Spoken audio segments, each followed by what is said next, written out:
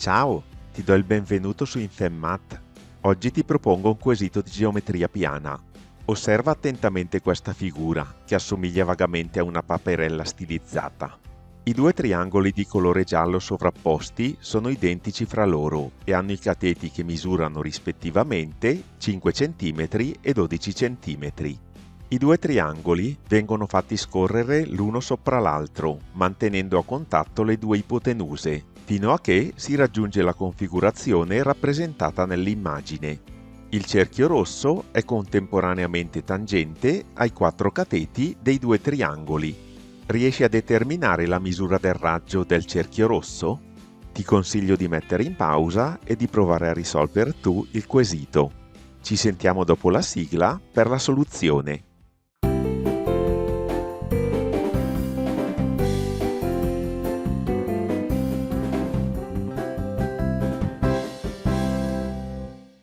Com'è andata? Sei riuscito a rispondere al quesito? Fammelo sapere nei commenti. Io l'ho risolto in questo modo.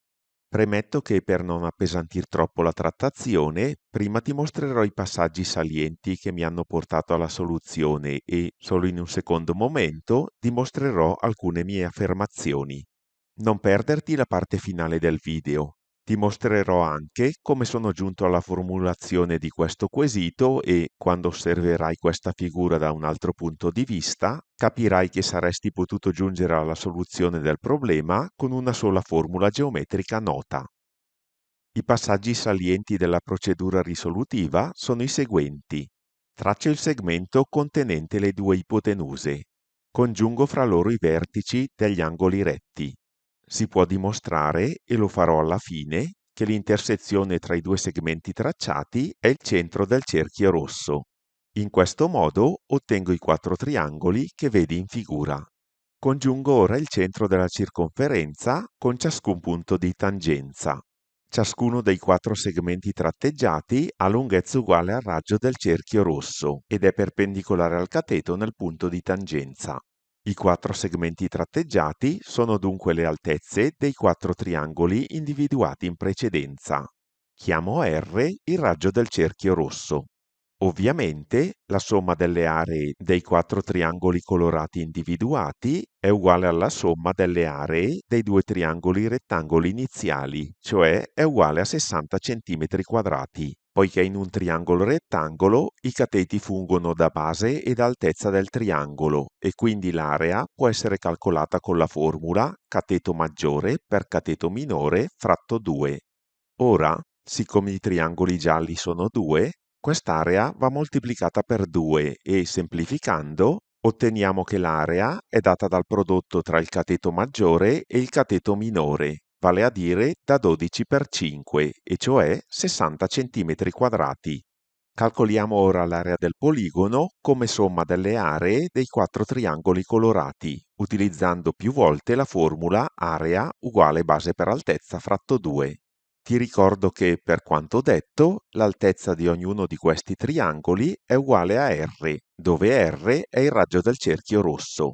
Dunque, all'area di un triangolo arancione, uguale a 12 per R fratto 2, sommiamo l'area di un triangolo verde, 5 per R fratto 2, l'area del secondo triangolo arancione, 12 per R fratto 2, e infine l'area del secondo triangolo verde, 5 per R fratto 2.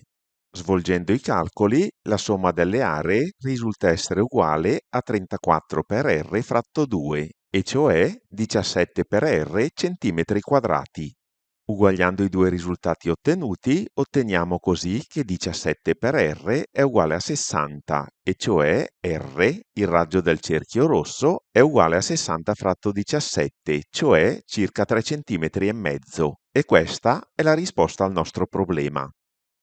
Più in generale, avrai capito che se A e B sono le misure dei cateti dei due triangoli iniziali, la misura del raggio del cerchio rosso risulta essere uguale a A per B fratto A più B.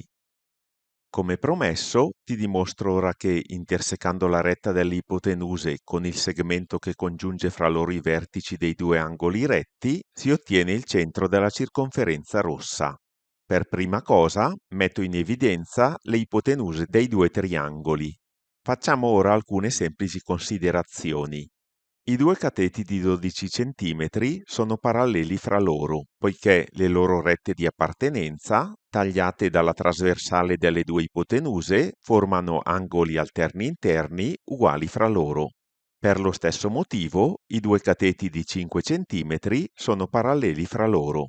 Prolunghiamo ora i due cateti di 5 cm in questo modo. Il quadrilatero che si viene a formare, avendo i lati opposti paralleli, è un parallelogramma. In un parallelogramma, gli angoli adiacenti a ciascun lato sono supplementari, quindi, siccome quest'angolo è retto, anche quest'angolo è retto e per lo stesso motivo anche quest'angolo è retto. Il parallelogramma, dunque, avendo tutti gli angoli retti, è un rettangolo, ma possiamo dire di più. Il rettangolo, essendo circoscritto ad una circonferenza, è un quadrato, poiché in un quadrilatero circoscritto ad una circonferenza, la somma dei lati opposti è la stessa. Dunque ciascun lato, che è uguale a metà della somma, è uguale agli altri lati. Successivamente ho congiunto fra loro i vertici dei due angoli retti e, siccome il segmento tracciato rappresenta la diagonale del quadrato, se riesco a dimostrare che questo punto è il punto medio della diagonale, posso dimostrare che tale punto è il centro del cerchio rosso.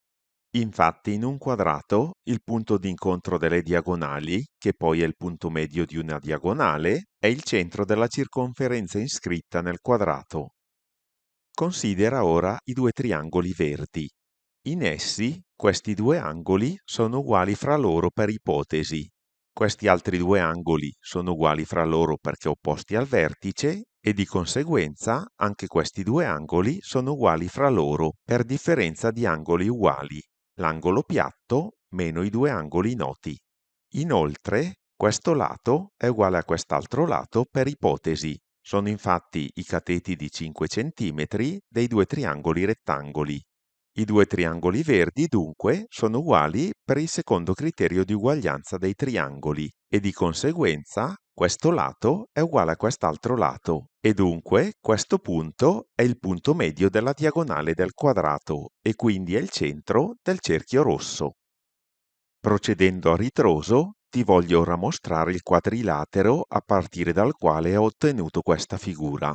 Dal centro della circonferenza traccio la perpendicolare alle ipotenuse dei due triangoli e costruisco il simmetrico, rispetto a tale retta verticale, del triangolo rettangolo giallo in basso, ottenendo la seguente figura.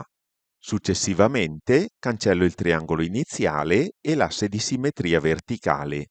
Ottengo così un deltoide circoscritto al cerchio rosso. Il deltoide, detto anche aquilone, è un particolare quadrilatero con le diagonali perpendicolari fra loro. L'area di questo deltoide è la somma delle aree dei due triangoli rettangoli gialli ed è dunque uguale a 60 cm². Infine, esiste una formula per il calcolo del raggio della circonferenza iscritta in un quadrilatero qualsiasi. Il raggio si ottiene dividendo l'area del quadrilatero, 60 cm², per il suo semiperimetro, 17 cm, ed è dunque uguale a 60 diciassettesimi, cioè circa 3,5 cm. Per oggi è tutto.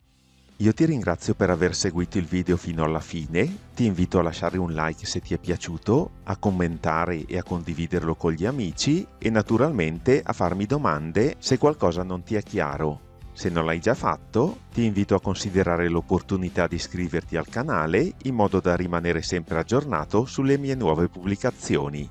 Ti aspetto nel prossimo video. Ciao!